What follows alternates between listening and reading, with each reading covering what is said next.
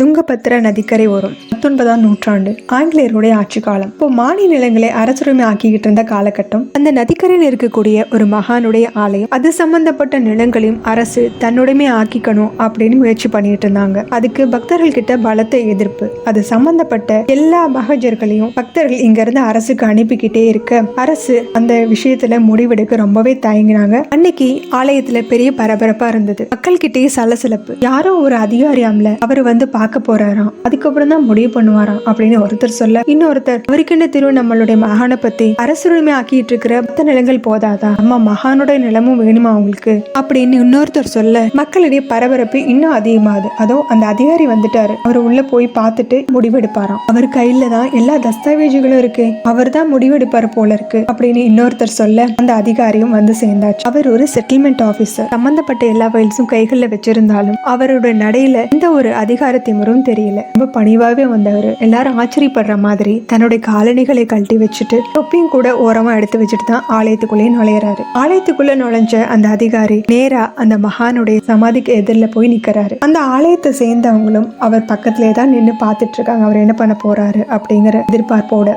ஆனா அந்த அதிகாரி பேசவும் ஆரம்பிக்கிறது. எல்லாருக்கும் ஆச்சரியமா இருக்கு. ஆனா எதுல யாரும் இல்ல. அவரு பாட்டுக்கு பேசிட்டு இருக்காரு. கொஞ்ச நேரம் இடைவெளி விட்டு மறுபடியும் பேசுறாரு. இவர் யார்கிட்ட பேசிட்டு இருக்காரு, என்ன பேசிட்டு இருக்காருன்னு யாராலையும் புரிஞ்சுக்க முடியல. ஆனா ஏதோ நிலம் சம்பந்தமா தான் பேசுறாரு அப்படிங்கறதும், அவர் அந்த நதிக்கரையும் அந்த மகான் அவருடைய கோவில் எல்லாத்த பத்தியும் பேசுறாரு அப்படிங்கறது மட்டும் ஓரளவு ஜனங்களால புரிஞ்சுக்க முடிஞ்சது. இவர் பேசிட்டு இருக்கிறதே யார் கூட பேசுறான்னு தெரியாத ஜனங்க ஆச்சரியமா பாத்துக்கிட்டு இருக்க, அவரு கொஞ்ச நேரத்திலேயே பேச்சை முடிச்சுட்டு சாஷ்டாங்கமா அந்த சமாதி முன்னாடி விழுந்து கும்பிட்டது மட்டும் இல்லாம அதை வளவரமும் செய்யறாரு. வளம் வந்ததும் அந்த இடத்தை விட்டு கிளம்புறாரு. அப்போ அங்க இருக்கக்கூடிய ஆலயத்தை சேர்ந்தவங்க அந்த கோவிலுடைய பிரசாதமான மந்திர அட்சதையை அவர் கையில கொடுக்க வர்றாங்க. அவரு என்கிட்ட இருக்கு அப்படிங்கிற மாதிரி தன்னோட கைகளை திறந்து காமிக்கிறாரு. அதுல அவருடைய கைகள்ல மந்திர அட்சதை இருக்கு. இங்க யாருமே கொடுக்கலையே, அவருக்கு எப்படி வந்தது அப்படின்னு எல்லாரும் ஆச்சரியத்துல பாத்துட்டு இருக்க, அவர் எதுவுமே பேசாம அமைதியா அவரோட டென்ட்டுக்கு போயிடுறாரு. போனதும் அவர் முதல் வேலையா செய்தது இந்த ஆலயத்தோட நிலத்தை அரசுரிமை ஆக்க வேண்டாம் அப்படிங்கிற உத்தரவை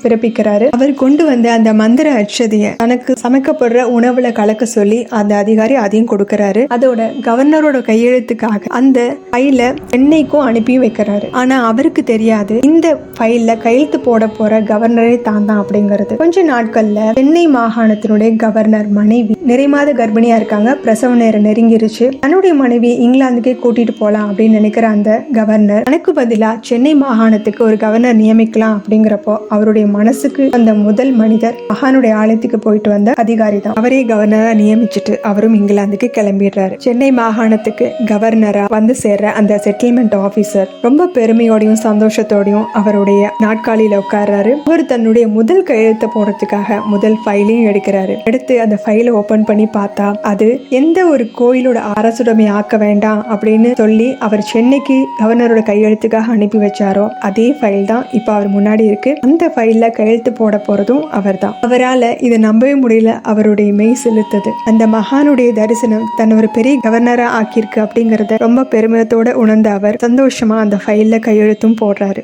யார் இந்த செட்டில்மெண்ட் ஆபீசர், யார் அந்த மகான்? அந்த செட்டில்மெண்ட் ஆபீசர் வேற யாரும் இல்ல, சர் தாமஸ் மன்றோ. சென்னை தீவுத்திடல் எதிரில் ஒரு குதிரை மேல சவாரி பண்ற மாதிரி ஆங்கில அதிகாரியுடைய சிலை ஒண்ணு இருக்கும். அதை பார்த்திருப்பீங்க. அந்த சிலையில இருக்கக்கூடிய அதிகாரி தாமஸ் மன்றோ தான். அவரு ஒரு சாதாரண செட்டில்மெண்ட் ஆபீசரா இருந்து சென்னை மாகாணத்தோட கவர்னர் ஆனது மட்டும் இல்லாம எத்தனையோ கவர்னர் சென்னை மாகாணத்தில் இருந்திருந்தாலும் இவருக்கு சிலை வைக்கிற அளவுக்கு சிறப்பா பணியும் செய்தவர். இத்தனை வருடங்கள் கடந்தும் அவரை நாம நினைக்கிற அளவுக்கு அவரை உயரத்துல வச்ச அந்த மகான் யாரும் இல்ல, ஸ்ரீ ராகவேந்திர சுவாமிகள். அந்த இடம் பிருந்தாவனம். மந்திராலயத்துல இருக்கக்கூடிய எத்தனையோ பேர் சுத்தி இருந்தாலும் தாமஸ் மன்றோட கண்களுக்கு மட்டுமே அவர் தெரிஞ்சிருக்காரு. அவர் பேசிய வார்த்தைகள் எல்லாமே இவர் காதுகளுக்கு மட்டுமே கேட்டிருக்கு. தாமஸ் மன்றோ கேட்ட எல்லா கேள்விகளுக்கும் ராகவேந்திரர் பதில் சொல்லியிருக்காரு. பிரகலாதனாக அவதாரம் எடுத்திருந்ததையும் அந்த காலகட்டத்திலே இந்த இடத்துல யாகம் செய்ததையும் ராகவேந்திரரா மறுபடியும் பிறந்து வந்தப்போ நவாப் சித்தி அலிகான் இவருக்கு இந்த நிலத்தை எழுதி கொடுத்ததும் கூட ஒரு சம்பிரதாயம் தான் அப்படிங்கறதையும் இவர் கேட்ட எல்லா கேள்விகளுக்கும் எல்லா சந்தேகங்களுக்கும் ரொம்ப தெளிவாகவே பதில் சொல்லியிருக்காரு. இவர் ராகவேந்திரர் தரிசனம் பண்ணதையும் ராகவேந்திரோட கேள்விகளுக்கு பதில் சொன்னதையும் கெசட் 213 ஆதோனி தாலுகா தலைப்பின் கீழே 15வது அத்தியாயத்துல இருக்கு. அந்த கெசட்ல இருக்கக்கூடிய வார்த்தைகளை இங்க கொடுத்திருக்கேன். நாம இந்த பதிவுல கேட்ட வரங்களை அள்ளி கொடுக்கும் காமதேனுவை போன்ற ராகவேந்திர சுவாமிகளுடைய வரலாற்றை தான் பார்க்க போறோம். ராகவேந்திரோட வரலாற்றை பற்றி தெரிஞ்சுக்கிறதுக்கு முன்னாடி முக்கியமாக இன்னொரு நபரை பற்றி நம்ம தெரிஞ்சுக்கணும். அதை அடுத்த வீடியோவில் பார்க்கலாம்.